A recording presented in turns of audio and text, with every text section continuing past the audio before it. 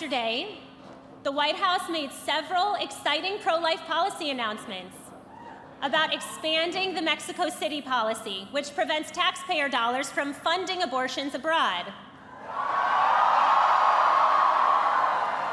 We do not want our dollars sent overseas to fund abortions for women overseas. The White House is ending scientific research using aborted fetal tissue. The bodies of little human beings are not scientific material that should be experimented upon. That is ending, thanks to President Trump.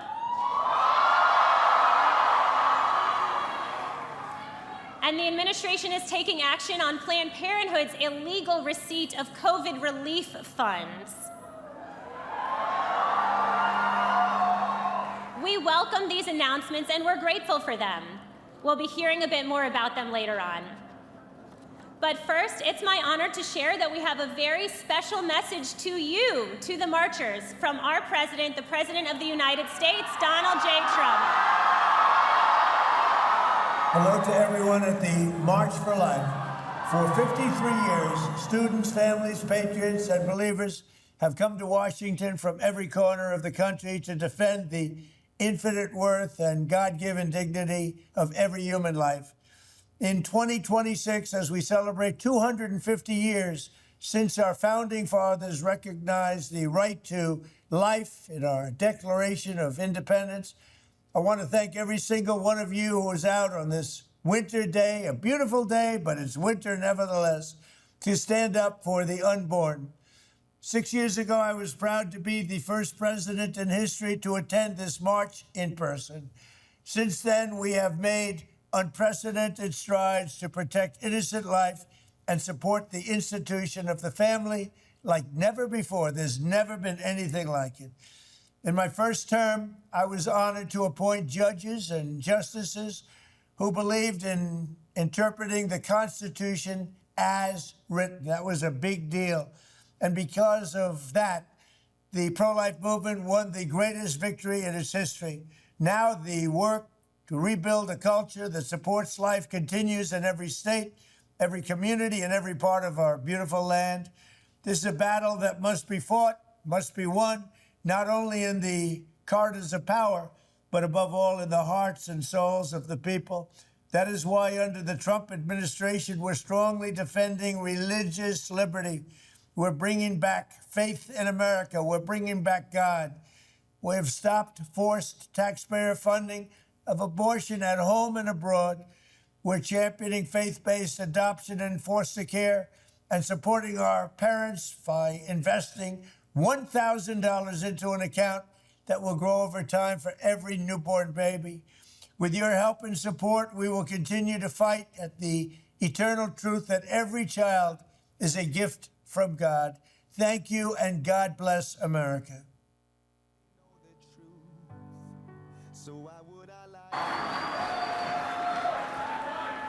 All right, how about that? Thank you to our president for all of the pro-life victories he's delivered in his first 5 years in office so far.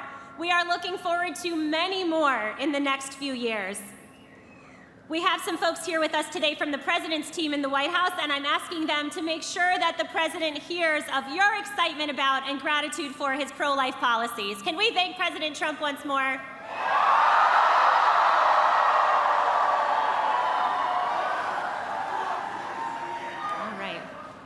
And now, he stood on this stage last year in his first public appearance after a pretty important day in his life, and he promised he'd return.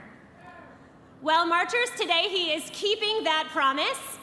It is my great honor to welcome back to the March for Life stage your Vice President of the United States, JD Vance.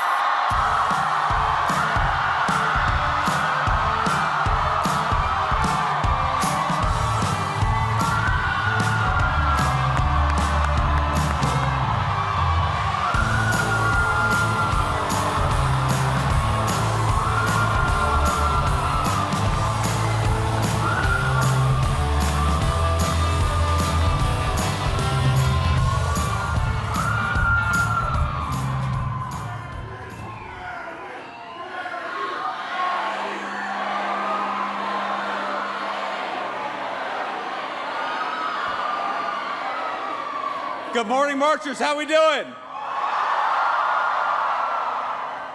It's great to be with you again. It was my very first speech as Vice President of the United States was the March for Life last year, and I'm proud to be back with much better weather this time around. Now, some of you may remember that in my remarks last year, I told you all that one of the things I most wanted in the United States of America was more families and more babies. So let the record show, you have a vice president who practices what he preaches.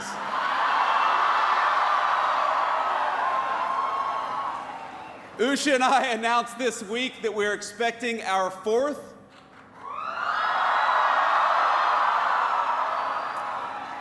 and it will be our third baby boy, so we'll take whatever prayers you can give. We certainly need them.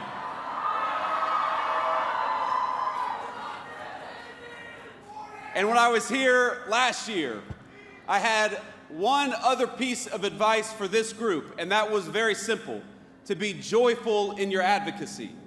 And looking out at this crowd today, it seems like you took that suggestion very well to heart, because I see joyful people. I see grandmas, I see parents, I see beautiful little kids with incredible green hats.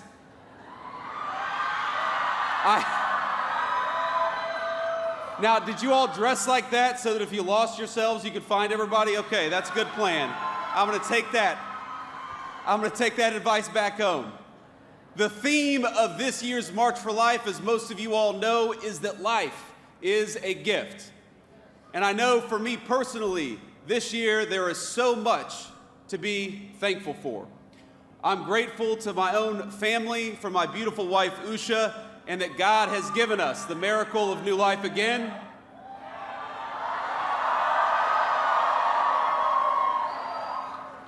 I'm grateful for this movement, for the truth that is on our side. And frankly, I'm thankful for the technological breakthroughs that have allowed us to affirm and protect life. Things like 3D ultrasounds that didn't exist just a few short decades ago. Things like the new medical technologies that have saved the lives of countless premature babies. But let me today say that I'm especially grateful for all of you, even the ones with Michigan hats, and there are a couple of you out there.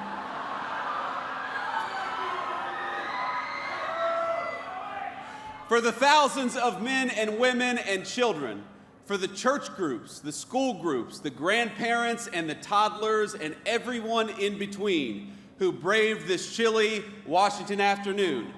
All of us in the Trump administration, from the president on down, we thank you for your prayers, we thank you for your perseverance, and we thank you that for today, we are all marching for life.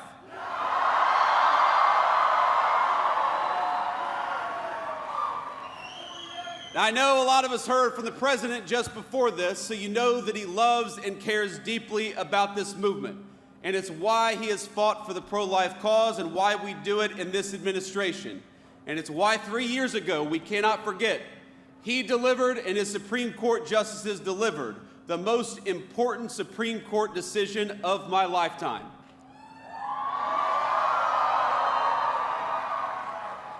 Because with the Dobbs decision, what we did, what the president did, what the Supreme Court did, was put a definitive end to the tyranny of judicial rule on the question of human life.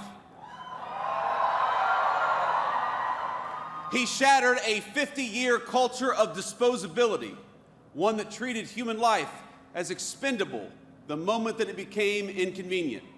And he empowered our nation and our movement to build a culture of life from the grassroots up.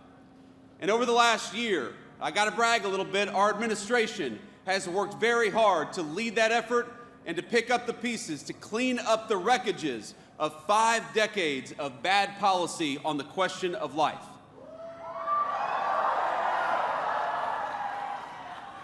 It's an amazing crowd. Now, our vision is simple. We want life to thrive in the United States of America. We want We want Americans, every American from all walk of life, to have happy, healthy children.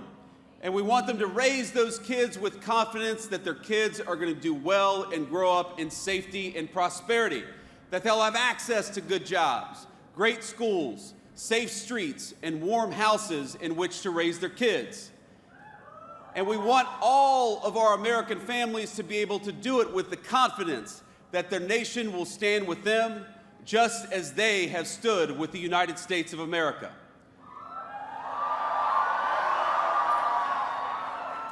Now, you all know this very well, that building a culture of life requires persuasion. And that's what's so different about this moment compared to the moment that was dominated by the Supreme Court for 50 years. We're not trying to argue to the Supreme Court anymore. We're trying to argue to our fellow citizens that we must build up that culture of life. And as you know, that effort is going to take a lot of time, it's going to take a lot of energy, and it's going to take a little bit of money. And that's why we're here, because you know that. We're marching for life because we want our wonderful fellow Americans, even if they don't disagree with us, to know that life is worthy, it is worthy of protection, and that is why we march today.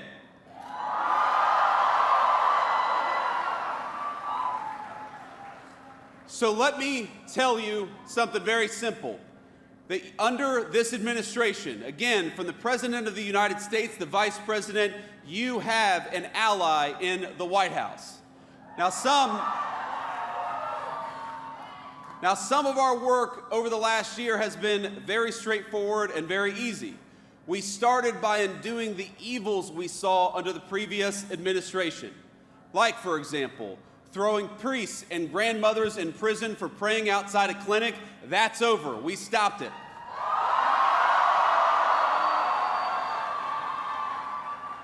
Where the previous administration mandated taxpayer funding for abortions, including travel costs across the entire government, this administration ended it. And over the past year, we built steadily upon the victories of the president's first term. We have secured religious freedom in the United States of America once again. That was important. We have ended the censorship of Christians, Jews, and other Americans of faith who were punished simply for following their faith in public life. We have expanded conscience protections for healthcare workers and defended faith-based foster care and adoption. We gutted Biden-era rules and ensured that no nun, no nurse, no pharmacist, and no physician has to check their faith and their values at the door of their workplace.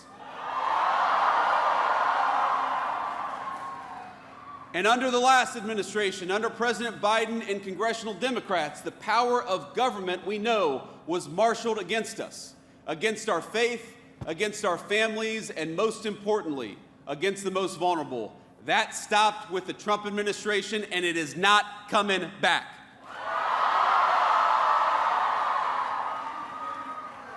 Just this week, we took action to force Illinois into compliance with the Weldon Amendment and stop making healthcare providers refer for abortions. That was a big one. And as the president knows better than anybody, if we want to convince more Americans to choose life, we must also choose policies that make family life possible. So we've done that as well. With the Trump accounts, we started at the very beginning of life, investing in every new American child from day one onward. We've stood with parents by boosting the child tax credit as well, because no family should be penalized for choosing to have kids. In fact, we ought to be rewarding for families for choosing to have kids. And when Usha and I were having the debate about whether we were going to have a fourth kid, I said, honey, we've got an expanded child tax credit, and we've got the Trump accounts. We got to take advantage of this stuff. We're restoring homeownership for real families, and you may not think this is connected to the pro-life cause, But when we ensure that real families, moms and dads, instead of Wall Street, have access to American homes, we help create that important culture of life. And the thing that I'm perhaps the most proud of is that we have been responsible stewards of your tax dollars on this question of life. And so, just yesterday, this administration launched fraud investigations into Planned Parenthood affiliates.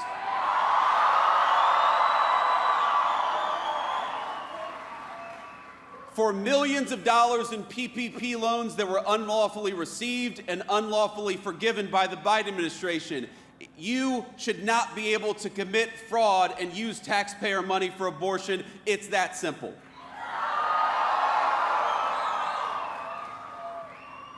At many of our departments, we've reinstated a ban on the use of fetal tissue in federal research. That's another big one. And this is something we're so proud of. We're returning accountability to our foreign policy as well. Under Joe Biden, it was the policy of the United States to export abortion and radical gender ideology all around the world. That is what they did with your tax money. They would relentlessly bully developing countries into parroting their far-left views. But under President Trump's leadership and with our great Secretary of State, we believe that every country in the world has the duty to protect life. And that it's not our job as the United States of America to promote radical gender ideology. It's our job to promote families and human flourishing. Now that's why we've completely realigned U.S. foreign aid and turned off the tap for NGOs whose sole purpose is to dissuade people from having kids. It's why we rejoined the Geneva Consensus Declaration to promote maternal health and strong families all over the world. And it's why we speak up when other nations throw pro-life and pro-family advocates in prison for silent prayer, which we've seen way too much, but it's got to stop. And today, our administration is proud to announce a historic expansion of the Mexico City policy. We're going to start blocking every international GO that performs or promotes abortion abroad from receiving $1 of U.S. money.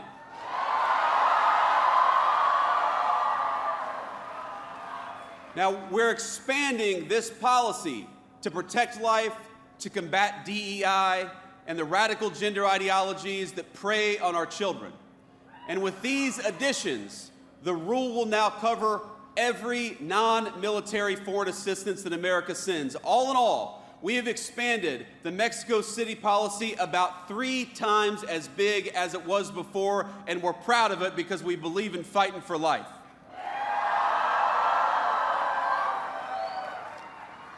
And a lot of you may know that under the Biden administration, they used Medicaid and other programs to launder your tax dollars into abortion money all over the United States of America.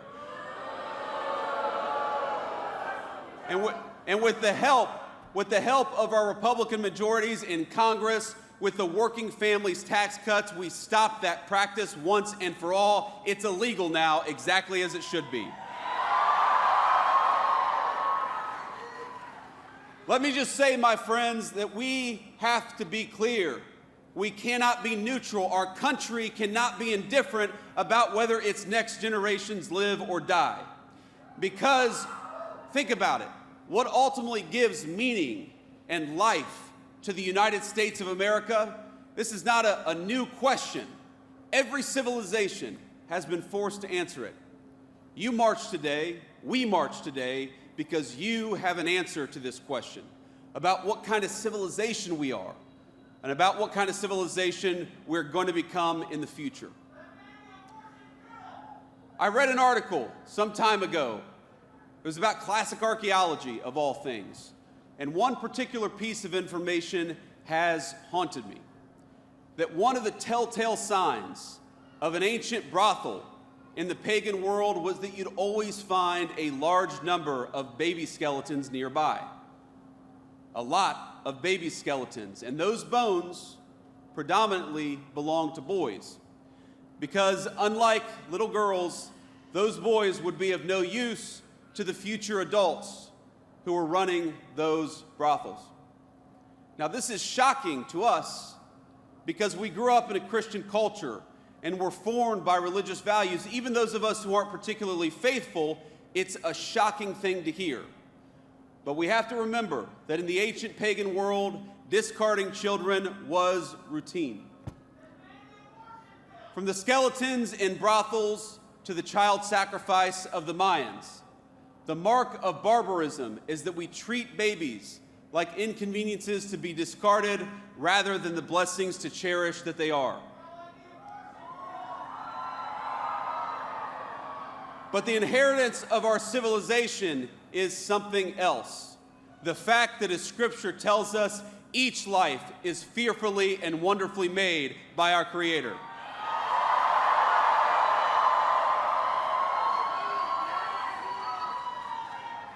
The March for Life, my friends, it's not just about a political issue as important as all this politics stuff is. It is about whether we will remain a civilization under God, or whether we ultimately return to the paganism that dominated the past. Today, the far left in this country tells our young people that marriage and children are obstacles, that it's irresponsible, even immoral because of climate change or some other reason, to encourage our young people to raise a family. They tell us that life itself is a burden, but we here at this march, we know that it's a lie. We know that life is a gift.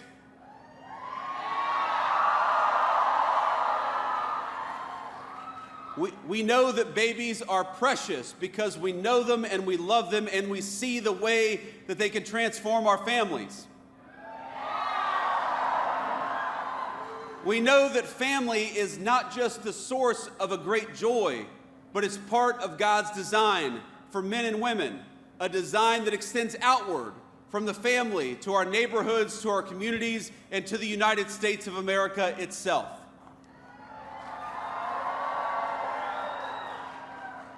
And we here know, that treating everyone with dignity isn't always easy. It's not always convenient, but it's the right thing to do. We know that the people telling our young men and women that discarding family and children is a form of liberation, we know that those people are telling a lie. And so, to our fellow Americans, we march in part to serve as a witness. To our fellow Americans, we say, you're never going to find great meaning in a cubicle